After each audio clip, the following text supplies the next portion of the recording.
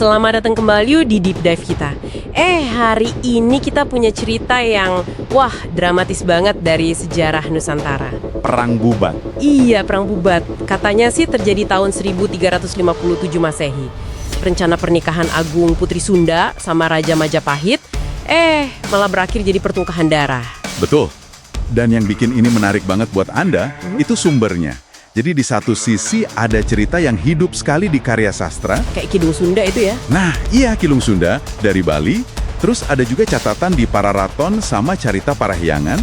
Tapi, nah ini dia, di sisi lain, sumber primer Majapahit yang paling kita percaya, Nagara Kertagama. Yang ditulis Prapanca itu. Betul, tahun 1365. Cuma 8 tahun setelah kejadian. Itu diam 1000 bahasa soal Bubat, nol. Ditambah lagi bukti prasasti, nggak ada sama sekali. Wah, kontras banget ya. Jadi, ini misi kita hari ini. Kita coba bongkar lapisan-lapisan cerita ini. Sebenarnya apa sih yang terjadi? Terus, naskah sastra ini bisa kita percaya sejauh mana sebagai sejarah?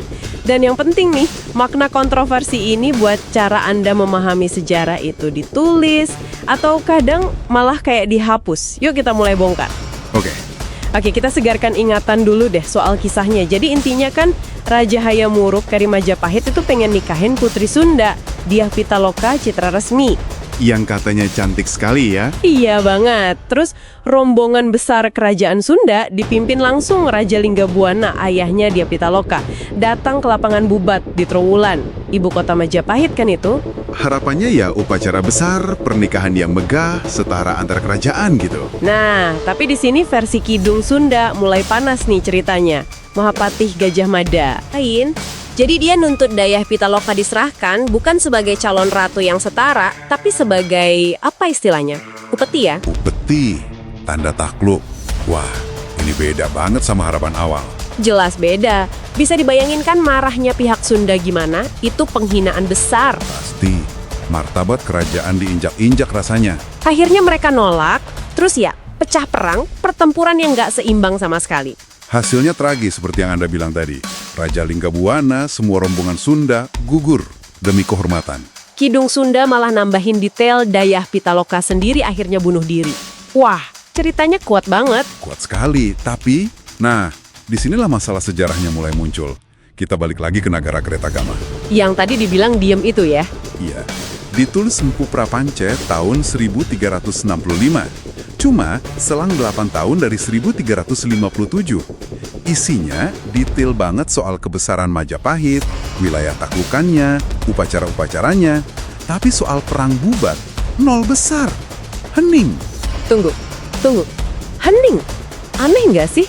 Kalau beneran ada peristiwa seheboh itu, masa iya nggak dicatat sama sekali di sumber sepenting Nagara Kertagama? Apa ini malah bukti kalau Bubat itu, ya nggak pernah ada?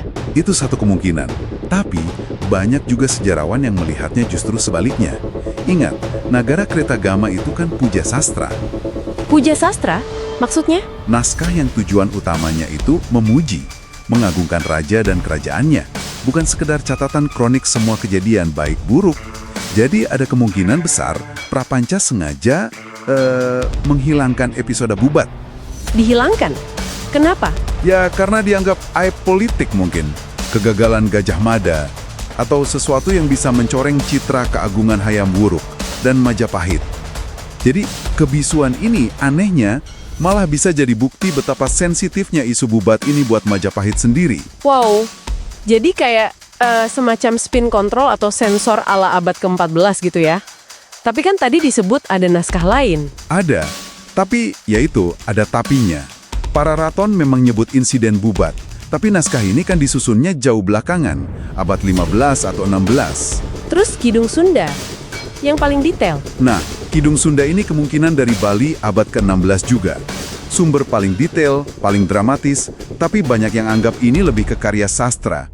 Fiksi sejarah kuno lah ibaratnya. Meski C.C. Berg pernah bilang mungkin ada inti cerita rakyat bersejarah di dalamnya.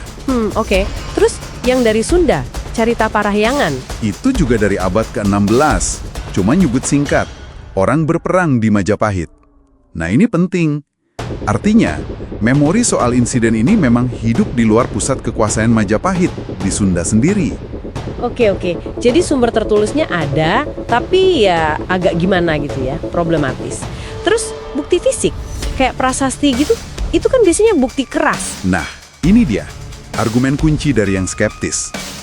Arkeolog kayak Pak Hasan Jafar itu udah nyisir puluhan prasasti zaman itu, Sunda maupun Majapahit. Hasilnya, nihil.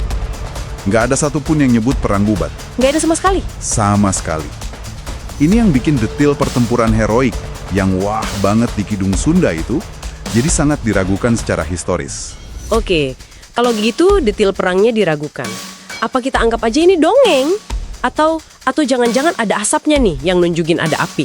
Maksud saya, mungkin ada dampak nyata meskipun ceritanya nggak persis gitu. Justru di sini kita mungkin nemu titik tengahnya. Ada indikasi kuat memang terjadi sesuatu yang serius antara Majapahit dan Sunda sekitar tahun itu. Oh ya, apa itu? Catatan sejarah lain menunjukkan Hayam Wuruk itu kelihatan kecewa berat sama Gajah Mada setelah 1357. Gajah Mada bahkan sempat kayak dinonaktifkan sementara antara 1357 sampai 1359. Wah, ini menarik. Nah, ini bisa jadi semacam bukti inti bahwa memang ada krisis politik besar yang ada hubungannya sama Sunda. Walaupun bentuknya mungkin bukan perang kolosal kayak di Kidung Sunda. Mungkin negosiasi yang gagal total, terus bikin raja marah besar, kita nggak tahu pasti detailnya. Dan dampaknya ke hubungan Jawa-Sunda. Pasti jadi runyam ya gara-gara ini. Oh, sangat. Entah kejadiannya persis gimana, narasi Bubat ini ceritanya itu sendiri terlanjur merusak hubungan kedua kerajaan buat waktu yang lama banget, berabad-abad. Terus ada dampak lain? Ada. Dan ini mungkin yang paling awet. Dampaknya ke identitas Sunda. Buat orang Sunda, Bubat jadi simbol. Simbol harga diri, kemandirian, perlawanan terhadap dominasi, terutama dari Jawa. Ini membentuk semacam trauma kolektif. Tapi sekaligus juga jadi sumber kebanggaan identitas budaya yang kuat sampai sekarang. Jadi bisa jadi detail perangnya fiktif atau dilebih-lebihkan. Kemungkinan besar begitu. Tapi narasi ini lahir dari fakta inti adanya kegagalan politik Gajah Mada menundukkan Sunda secara halus dan krisis yang terjadi setelahnya. Narasi Bubat ini jadi semacam suara tandingan, gitu. Narasi dari pihak yang merasa dirugikan dari luar tembok istana Majapahit. Oke. Jadi perang Bubat ini persimpangan yang unik banget ya. Narasi yang begitu hidup, kuat di sastra, di memori orang banyak. Tapi berhadapan langsung sama minimnya bukti primer dan diamnya catatan resmi penguasa. Iya, ini contoh nyata banget gimana sejarah itu bisa dibentuk, ditulis ulang, atau malah sengaja dihilangkan. Dan apa artinya ini buat Anda? Ya ini pelajaran pentingnya. Kita melihat sejarah itu dari banyak sudut pandang. Jangan cuma patokan sumber resmi aja. Termasuk sastra dan cerita rakyat ya. Betul. Karya sastra, cerita rakyat, bahkan tadi, kebisuan sumber resmi itu sendiri, itu bisa jadi sumber informasi yang kaya makna kalau kita mau kritis. Bubat ini studi kasus yang menarik banget, soal gimana narasi kekuasaan versus narasi perlawanan bisa terbentuk dan bertahan ratusan tahun. Nah, sebagai penutup nih, kami mau tinggalkan Anda dengan pertanyaan ini untuk direnungkan.